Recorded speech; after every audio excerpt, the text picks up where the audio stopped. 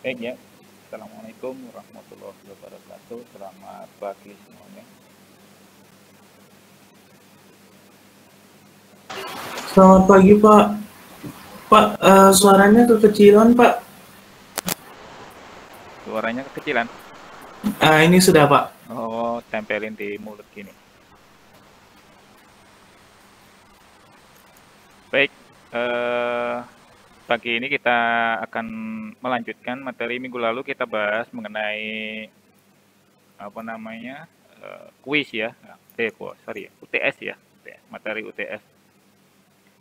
Di materi UTS itu kita sudah melangkah di DFD ya, data flow diagram. Ya, data flow diagram. Saya tunjukkan di sini urut-urutan pengerjaan. Jadi langkah-langkah ketika kita sudah sampai di tahap apa kemarin?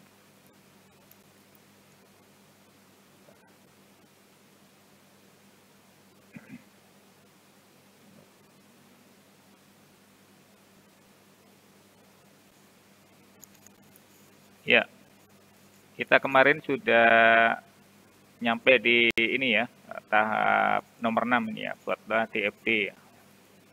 Jadi ketika kita mendapatkan project ya, project misalnya sistem informasi reservasi hotel. Nah, ini soal ujian Anda ya. Kemudian di pembahasan itu saya sampaikan mengenai eh, penyewaan kendaraan ya, rental mobil dia. Pada prinsipnya sama saja ya, kalau sewa menyewa ini sama aja prosesnya kurang lebih. Mau nyewa kamar, mau nyewa hotel, kurang lebih prosedurnya sama. Hanya beda mungkin isinya ya, beda mungkin isinya. Nah, eh, di soal biasanya saya tulis begini ya, ada 6 pertanyaan, banyak banget gitu ya. Tapi ini adalah urut-urutan pekerjaan. Jadi kalau Anda ikuti kuliah, ya, menyimak kuliah, itu insya Allah akan bisa ini. Ya, sama membuat prosedur ini juga mudah ya. Langkah-langkah bagi pelanggan menyewa kamar, check-in, check-on, itu kalau Anda jawab itu mudah banget. Tentu saja pertanyaannya nggak hanya sekedar ini ya, tentu saja juga ada pengelola. Pengelola yang mengelola ini ya. Pengelola-pengelola ini adalah operator. Jadi ada juga prosedur langkah-langkah bagi operator mengelola check-in check-out kamar. Ini juga penting ya. Jadi sebagai adminnya, admin punya fungsi-fungsi sendiri yang harus disediakan. Ya, fungsi-fungsi yang ditanyakan ini adalah fungsi-fungsi dari admin. Sedangkan prosedur yang ditanyakan ini ya, ini adalah prosedur user. Tentu saja fungsi-fungsi yang diharapkan ini berbeda dengan yang ada di ini ya, fungsi pelanggan yang menyewa kamar ini.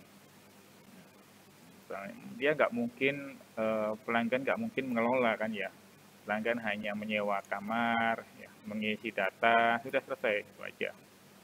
Mereka tidak apa namanya, tidak berurusan dengan promosi, tidak berurusan dengan transaksi, yang penting mereka bayar selesai.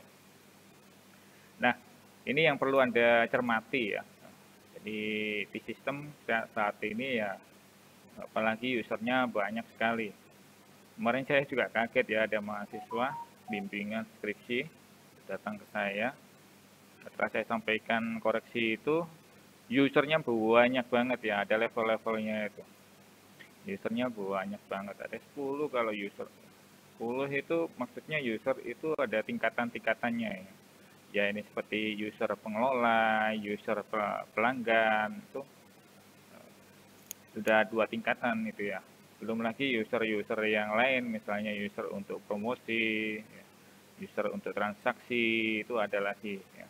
User untuk macam-macam ya, untuk promosi apa namanya, ini apa namanya, mengelola kamar tuh ada banyak ya, ada kira-kira mengelola untuk bersih-bersih gitu ya, untuk menyiapkan kamar ya, ya kurang lebih seperti itu. Oleh karena itu di soal biasanya ya standar saja antara admin dan user saja. Ya, admin dan user saja. Oleh karena itu jangan sampai soal itu disamakan dengan skripsi. Kalau skripsi detail biasanya ya. Kalau soal itu yang penting konsepnya Anda ngerti gitu ya. Itu sudah dosen sudah tahu. Nah, ini adalah urut-urutan ya langkah-langkah. Nah, urut-urutan ini nomor 7 dilanjutkan lagi ya. Dan nomor 7 lanjutkan lagi. Apa itu? Nah, mari kita bahas. Yang dilanjutkan di sini adalah nomor 7 adalah masuk ke ini ya, menyusun kamus data. Nah, ini menyusun kamus data. Kemudian setelah kamus data itu tercipta, maka kita mendesain PDM. Apa itu PDM? Physical Database, ya Physical Database ya. Nah, kemudian menggunakan antarmuka, kemudian form ya, dan report. Nah, ini artinya kita sudah mendesain antarmuka, ya, mendesain form-formnya, ya, formulir-formulirnya, kemudian mendesain report-reportnya. Dan yang terakhir adalah implementasi. Artinya di sinilah coding ya, coding. Untuk coding kita mungkin banyak ya implementasinya. Ada yang suka PHP, ada yang suka Laravel, ada yang suka apa macam-macam lah ya, bahasa pemrograman Java ya, macam-macam ya, bisa diimplementasikan di segala bahasa pemrograman. Ini ya, jadi implementasi. Jadi ini urut-urutannya dalam menyusun sistem berorientasi data ya, berorientasi data. Jadi susunannya kurang lebih demikian. Jadi sebelum analisis DFD ini kita sudah ada 6 langkah tadi ya. Jadi ini nomor 6 ya. Analisis DFD level tadi ya, nomor 6. Setelah itu baru kita susun nomor 7 ini ya, 7, 8, 9. Nah, ini penting banget. Mari kita bahas sekarang. Kita masuk ke ini materi tentang physical data model dan dari kamus data. Nah, kamus data itu sendiri sudah saya jelaskan sebenarnya di video sebelumnya ya. Di video-video materi sebelumnya sudah ada itu kamus data. Bisa dicek di sana. Nah, di sini saya untuk mempercepat saja karena materinya lumayan banyak nih ya. Saya percepat saja supaya cepat selesai juga ya. Cepat selesai juga. Jadi dari kamus data ini nanti akan menjadi PDM. PDM Physical Data Model, kemudian Relational Database IRT ya, IRT, UI ini UI UX, ini UI-nya ini user interface, kemudian form dan report. Materi kita hari ini yaitu menetapkan aliran data. Menetapkan aliran data ini yang berdasarkan analisis DFD tadi ya, DFD, kemudian kamus data. Nah, di DFD itu kita tentukan kamus datanya. Nah, kamus datanya ini kita sebut sebagai penetapan aliran data. Kemudian menggambar struktur datanya dan elemen-elemen datanya. Kemudian membuat simpanan data dan kamus datanya ini. Nah, ini jadi kamus data itu kurang lebih ada ini ya, elemen-elemen ini. Aliran data, ada struktur data, elemen data, simpanan data. Ini yang kita maksudkan nanti di kamus data. Kemudian membuat physical data model pada sistem basis data. Jadi kita membuat ya IRD lah kurang lebih. Tapi sebelum IRD kita bikin PDM-nya dulu ya. Nah, kamus data itu idealnya bersifat otomatis ya. Jadi kalau kita merancang berorientasi data tadi ya, kamus data ini penting banget ya. Jangan dilupakan ini. Mahasiswa sering melupakan ini ya. Jadi bikin skripsi itu langsung dilompati, banyak dilompati ini. Diabaikan gitu ya. Langsung muncul ERD gitu ya. Nah, ini sebenarnya bisa aja sih ya diabaikan kalau kita sudah mengerti ya. Tapi di karya-karya ilmiah itu harus logis ya, harus berurutan, terstruktur. Nah, kamus data ini struktur yang penting banget untuk menyusun program ERT tadi. Bukan program saja, tapi ERT-nya ini penting banget gitu ya. Karena akan ditelusuri dari mana data itu gitu ya. Jadi idealnya bersifat otomatis, kemudian interaktif, online, ya, evolusioner. Online itu apa? Online ini apa ya? Dalam jaringan, daring. Online ini ya, ini ya untuk adanya interaktif nih ya, adanya interaktif. Jadi kalau dulu di pengembangan itu ada kamus data, namanya kamusnya ini bisa diupdate ya, diupdate, diperbarui ya. Ini sifatnya online sehingga bisa langsung diperbarui saat itu.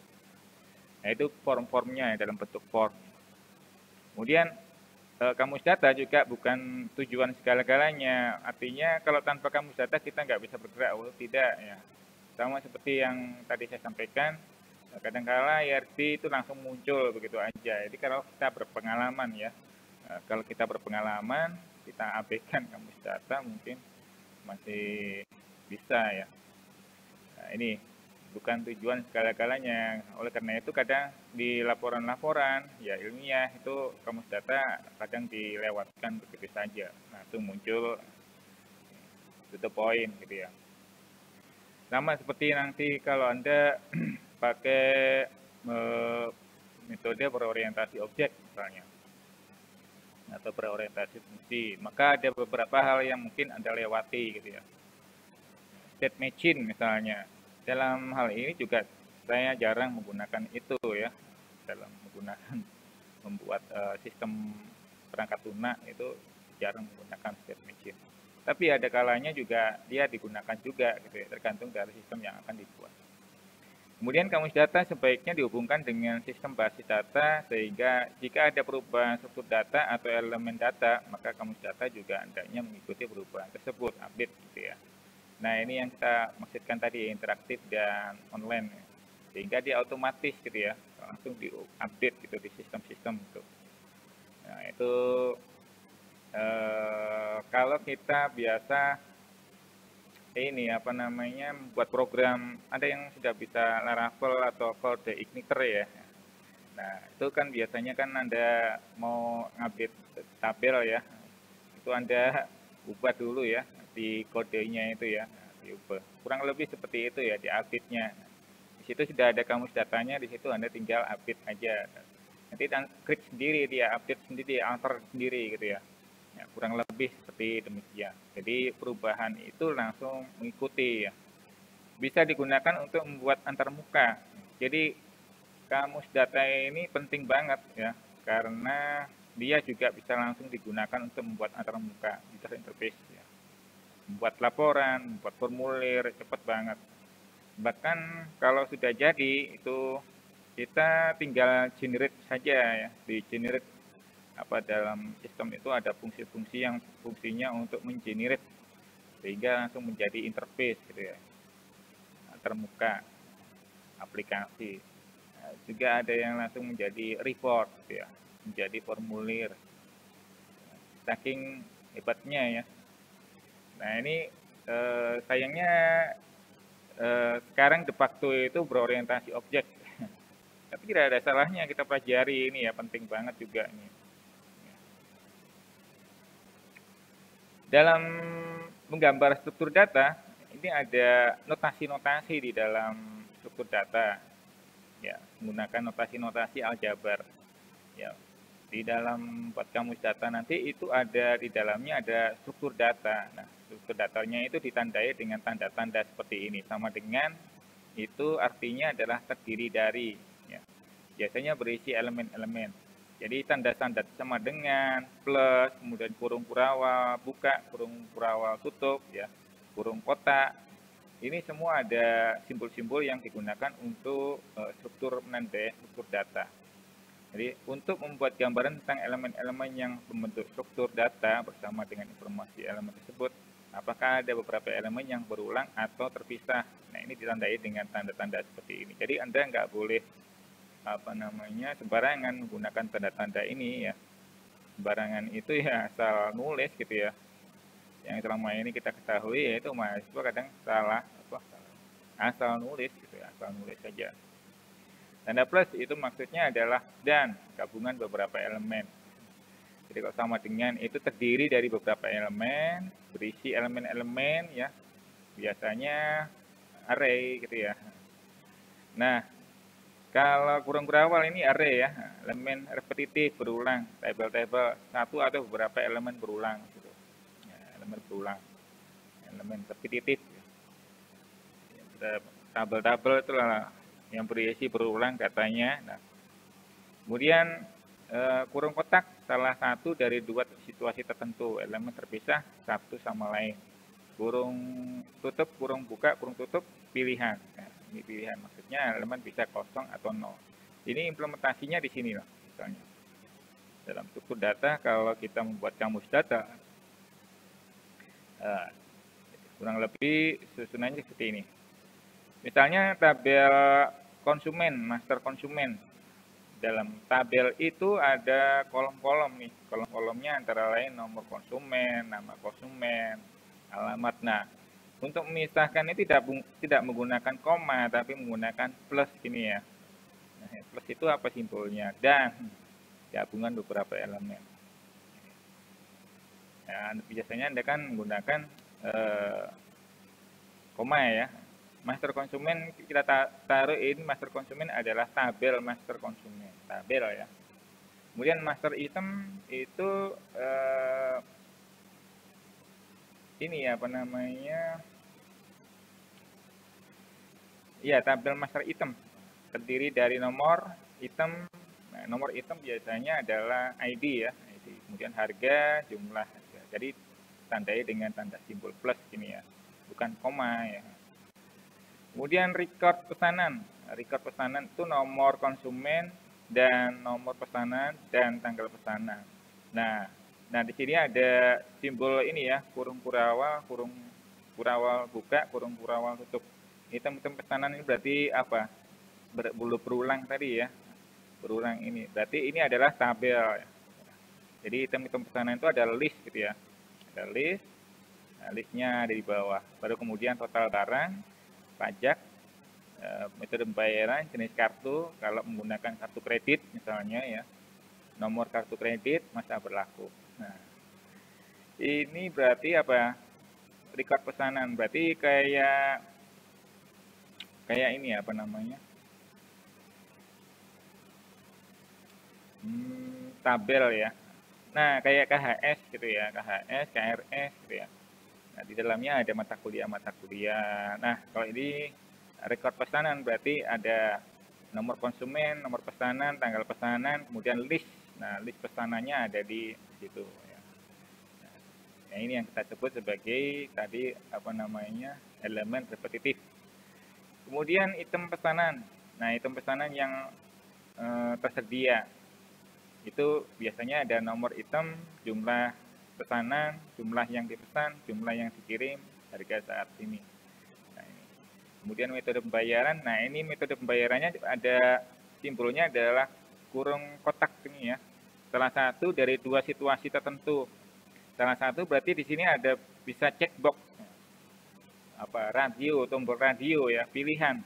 Bayarnya pakai apa? Transfer kah, cicilan kah, tunai. Ini biasanya nggak bisa dipilih semuanya, dipilih salah satu ya.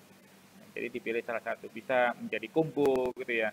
Jadi kalau Anda mau menulis combo ya, kotak combo itu loh ya. Kotak combo itu, nah tinggal diklik, nah muncul di situ transfer, cicilan atau tunai. Ya. Biasanya defaultnya adalah tunai gitu ya. Defaultnya adalah tunai. Nah, bisa dimasukkan tunai gitu ya. Jenis kartu kredit berarti di sini juga ada pilihan-pilihan ya, kalau menggunakan kartu kredit gitu ya. Kalau menggunakan transfer juga muncul di sini ya. Jadi kalau transfer kredit misalnya maka menggunakan ini. Kalau transfer biasa menggunakan bank. Kalau cicilan menggunakan lagi apa pay letter gitu ya. Kalau tunai ada cashnya gitu ya. Nah kurang lebih seperti itu ya. Ini kalau kita menggunakan struktur data. Jadi di dalam kamus data nanti munculnya demikian. Ya. Jadi ini tahapan-tahapan kalau kita menyusun ini ya, sistem berorientasi data. Nah, sistem berorientasi data tadi menggunakan konteks diagram di awal, ya di atasnya ini konteks diagram, kemudian DFD level, kemudian susunan kamus data, kemudian desain PDM, ya. Nah, PDM antara muka, formulir, laporan, ya ini jadi satu di sini, dan implementasi. Implementasi itu sudah coding ya, pengkodean. Artinya di sini kita pengkodean mengikuti apa yang ada di sini. Analisis DFD, analisis semua aliran data dari entitas eksternal menuju proses. Nah, membuat kamus data dari DFD. Nah, kamus data ini turunannya dari DFD ini ya. Contoh dari yang soal kemarin ya. Soal apa ini? Buku, peminjaman buku. Contoh dari DFD peminjaman buku. Analisis aliran data pada seluruh DFD yang ada, baik level 1, 2, dan seterusnya. Jadi analisis aliran data ini kita menganalisis apa sih yang ada di dalam aliran data ini.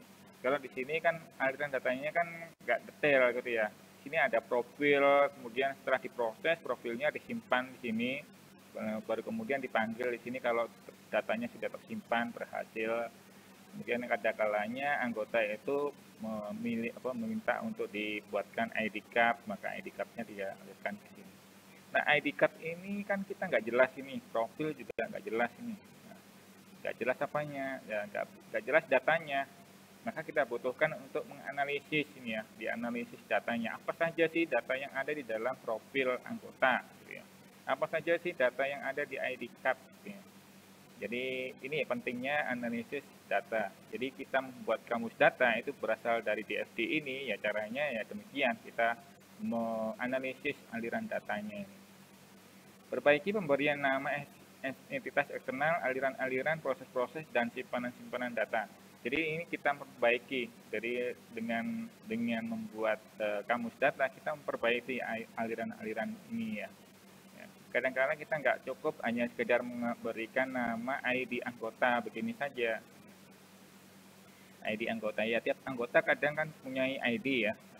Nah itu kita sebutkan di sini ID anggota begitu saja. Kemudian kita kealirkan ke sini. Untuk apa ini? Untuk meminjam misalnya. Nah ini kadang nggak cukup hanya ID anggota, hanya kolomnya saja.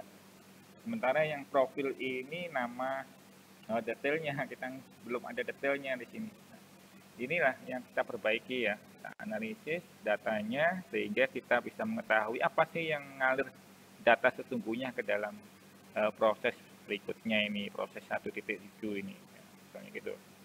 Ini penting banget ya membuat kamus data. Hasil perbaikan nama yang tadi ya, ini kita perbaiki ya. Jadi kita hasil perbaikannya adalah kurang lebih seperti ini. Nah, hasil perbaikannya adalah mendaftar anggota. Biasanya di sini adalah bentuknya adalah kata kerja ya, bentuknya kata kerja. Ingat ya, kalau ini entitas ini bentuknya kata benda ya, biasanya.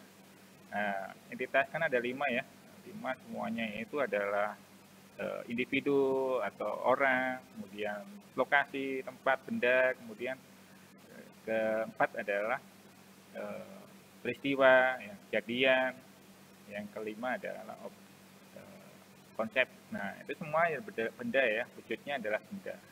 Kemudian ini ada proses. Nah ya, inilah aliran ini bentuknya biasanya adalah bentuk kata kerja.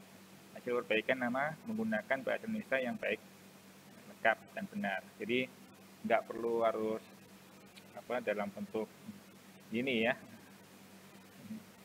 Nah ini kurang lebihnya.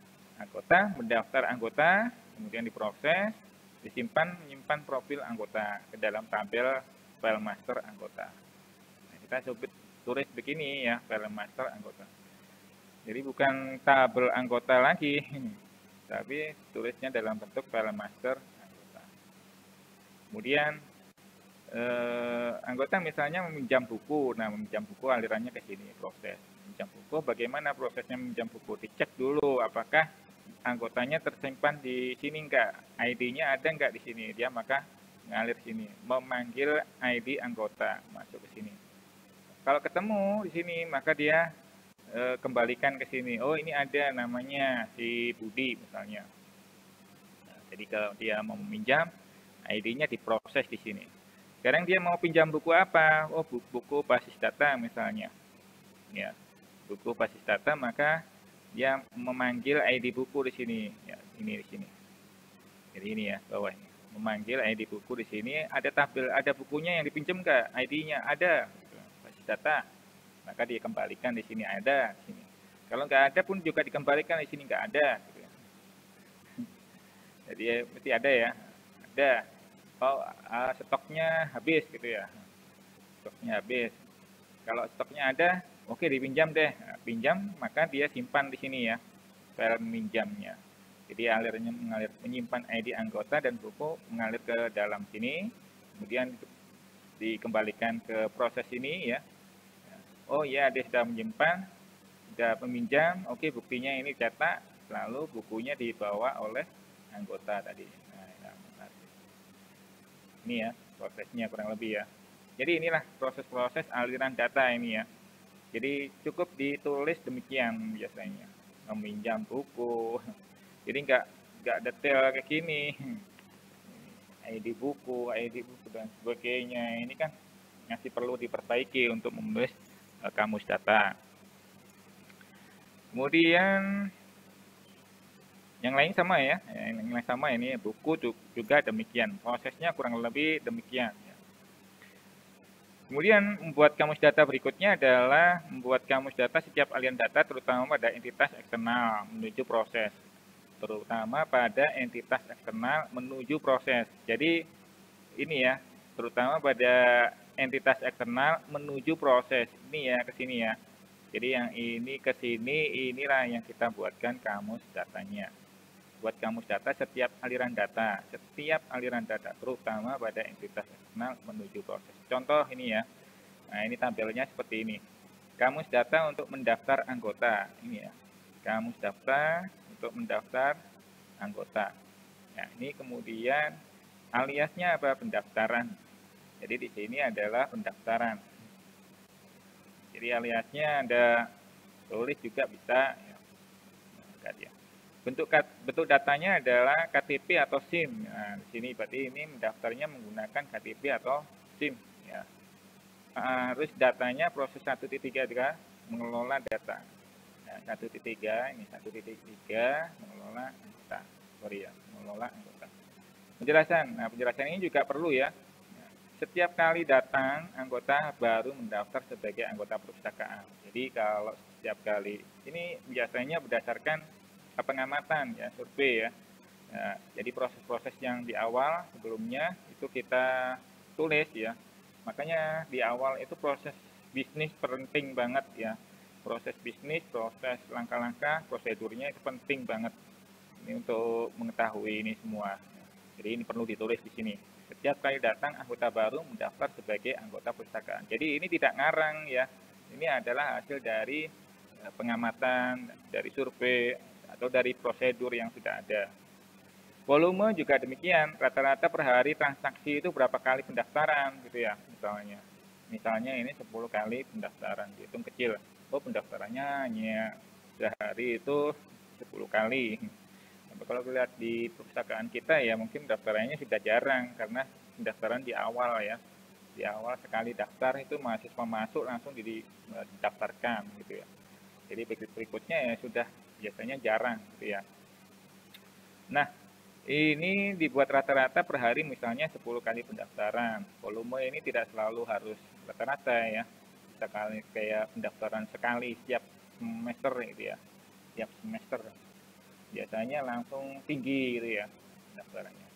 Nah, ini penting juga ini volume ini untuk mengetahui seberapa mampu sistem kita, terutama back end ya. Servernya itu mampu nggak kira-kira kalau dibebani oleh jumlah pendaftar sekian ribu misalnya gitu ya. Nah ini penting banget, perlu ditulis ini ya. Jadi ini tabel kamus data. Terus kemudian di dalam tabel kamus data itu ada struktur data, terdiri dari elemen-elemen data yang kita sebut tadi ya. Antara lain file master anggota, kemudian oh ini ya penjelasan dari kolom-kolom yang ada di sini. File master anggota itu misalnya kolom-kolomnya adalah ID anggota, ada nama KTP, ada nomor KTP, nama lengkap, jenis kelamin dan sebagainya ini, sampai foto diri dan tanda tangan. Ya, di aplikasi kan sekarang sudah ada tanda tangan langsung ya, kita tanda tangan langsung di aplikasi itu bisa juga. Kemudian ada juga penjelasan mengenai ID anggota, minimal harus 10 digit misalnya. ID anggota ada ketentuannya sendiri. Jadi kita nggak bisa membuat sendiri ID anggotanya XYZ gitu ya, ABCDEF gitu ya, 1, 2, 3 atau QWERTY dan sebagainya. Ini penting banget ini. Ini supaya tidak ada ID anggota yang ngarang seperti itu ya. Jadi ID anggota itu ada seragam, kayak NIM Anda itu ya, seragam. Ikutin standarnya. Kemudian nomor KTP terdiri dari 11 digit angka. Kemudian tanggal lahir itu harus begini misalnya. Ada tanggal plus bulan plus dan ya ini ya. Tanggal dan bulan dan tahun. Dipisah gitu ya. Nah, jadi ada sendiri-sendiri. Juga ada kalanya kalau sekarang tanggalnya sudah ada date picker gitu ya. Jadi ada fungsi kalender gitu ya. Tinggal diklik. Klik aja di situ kalender. Bentar, saya barangkali ini ngomong sendiri ya. Bentar, saya cek dulu ini apakah masih online semua ini.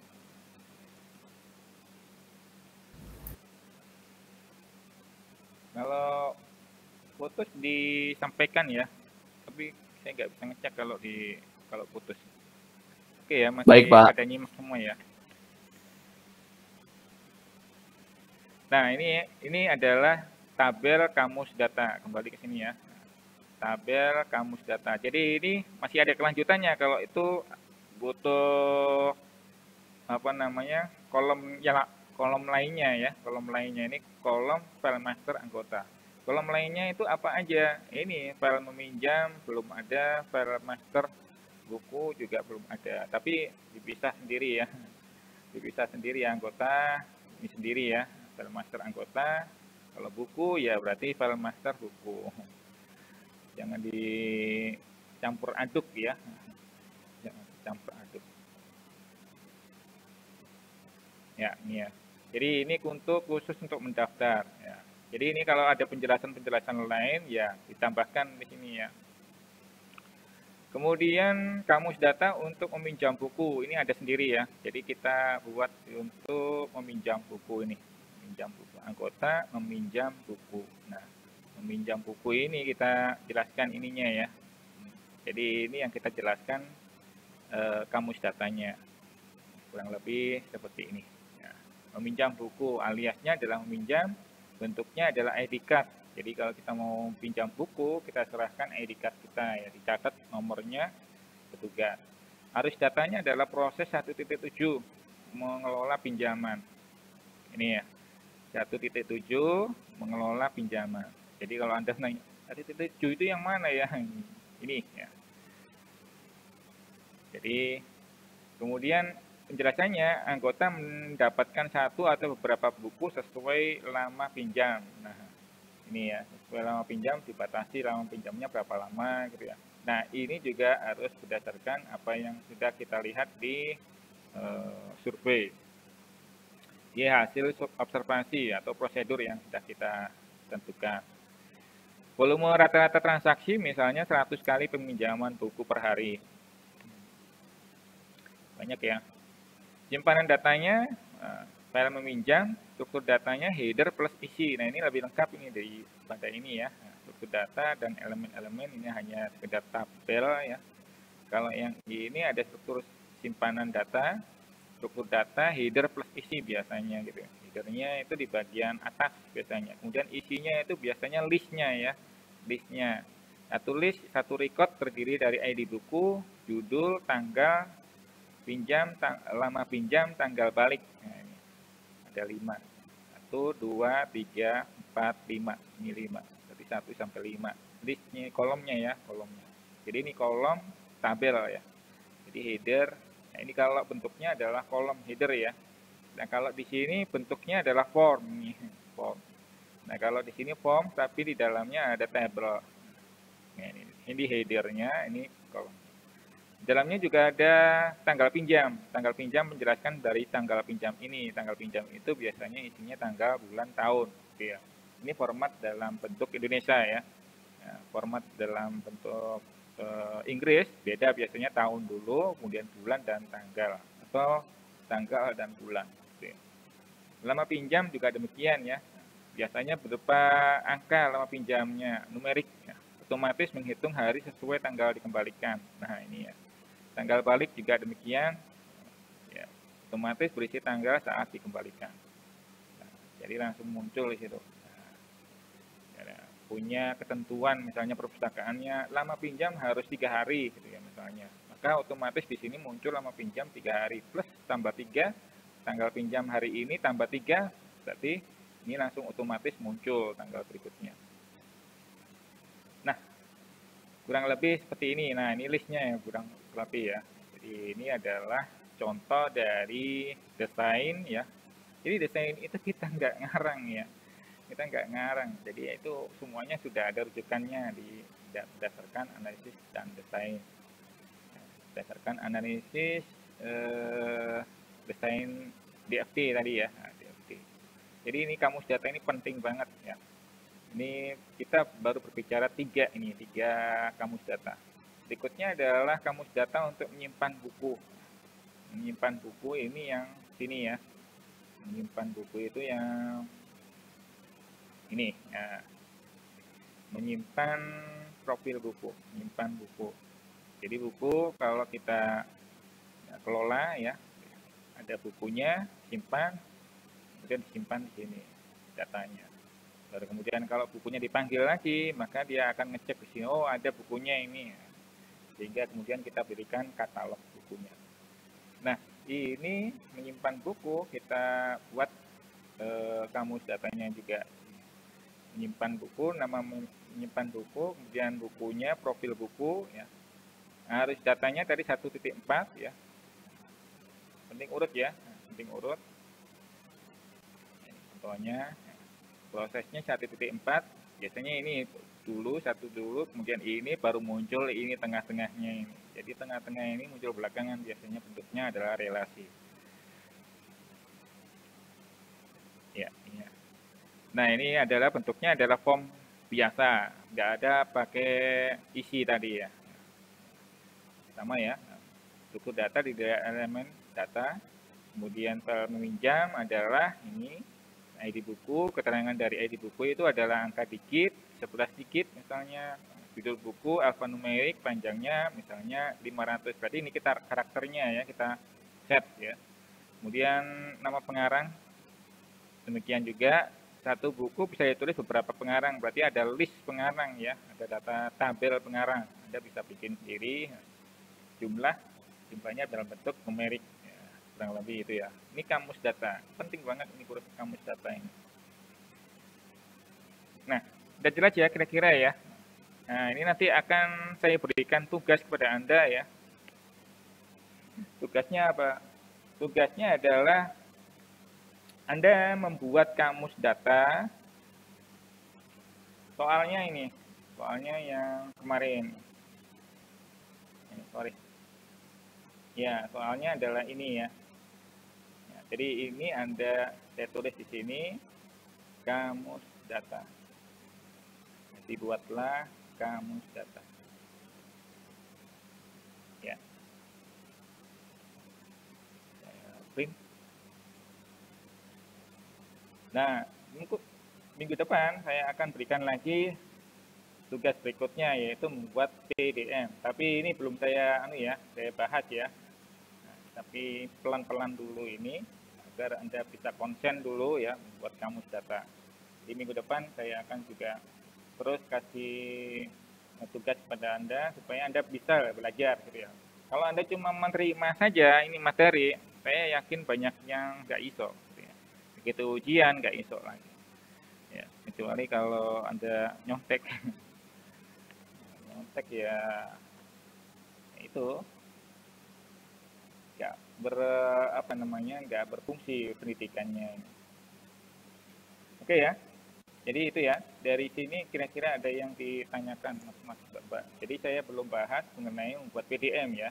PDM-nya nanti ini. Tapi kalau Anda ingin penasaran membuat PDM, kita akan buat menggunakan ini MySQL Workbench. Nah, MySQL Workbench. Ini salah satu tools yang bisa kita buat ya. PDM biasanya rupanya ini kurang lebih ya, physical data model. Jadi bentuknya sudah dalam bentuk fisikal gitu ya, bukan lagi IRD. Ya, bentuknya adalah dalam bentuk fisikal dan nanti kita bisa ekspor dalam bentuk SQL dan nanti implementasi begini. Ya, kurang lebih nanti jadi apa namanya jadi tabel. Jadi cepat banget gitu ya. Ini penting banget. Tapi sebelum ke sana supaya tidak berantakan, Anda harus bisa dulu membuat ini dulu ya, membuat kamus datanya dulu ya, supaya berurutan lah, terstruktur lah. Karena ini jangan sampai kamus data diabaikan. Saya lihat skripsi juga gitu, aduh tiba-tiba langsung muncul IRD-nya, tiba-tiba langsung muncul, kita nggak bisa ditelusuri ini dari mana, ini asalnya dari mana, tiba-tiba langsung muncul itu kan seperti orang itu menghayal. Tapi Pak, sekarang itu orang bikin tuh cepet. Nah, sebentar kita bicaranya dalam hal ini ya, apa namanya, cara berpikir kita ya, terstruktur ya. Jadi terstruktur gitu ya. Cara berpikir kita terstruktur, bisa diverifikasi, bisa divalidasi dan sebagainya. Ini penting banget agar kita melatih kita. Nanti kalau sudah profesional, baru Anda terjun seperti itu, nggak pakai itu, nggak apa-apa sih. Ya. Langsung tak tak tak tak tak, tak jadi gitu ya, masalah gitu ya. Nah ini bedanya kalau kita apa namanya ya, di di kuliah ya, kuliah itu begitu. Bahkan nulis-nulis skripsi aja Anda salah ketik aja itu Anda harus diminta untuk dibetulin. Tujuannya apa? Nanti ke depan Anda ketika menjadi profesional itu udah ngerti seperti itu ya.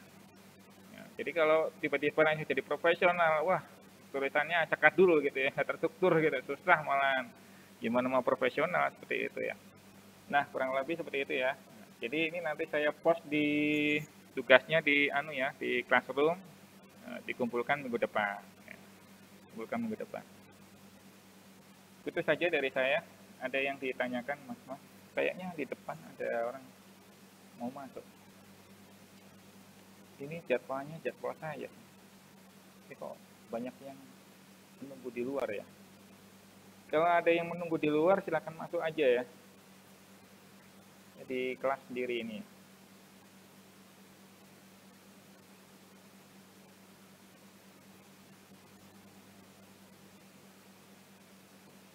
Baik, ada ya? Gak ada ya?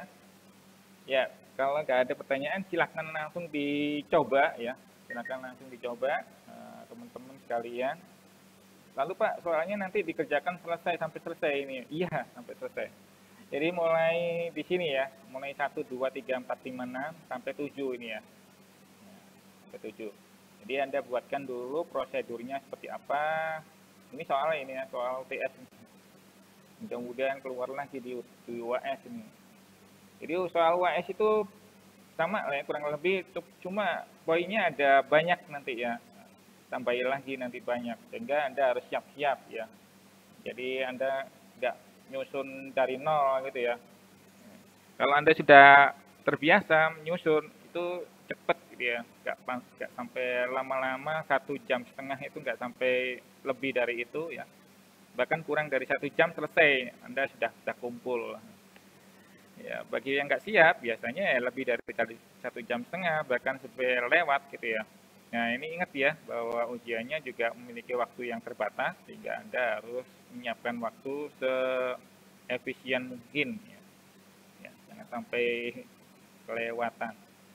Dan cara-cara seperti ini, saya rasa mudah dibaca, gitu ya, mudah dibaca dan mudah dijalani juga.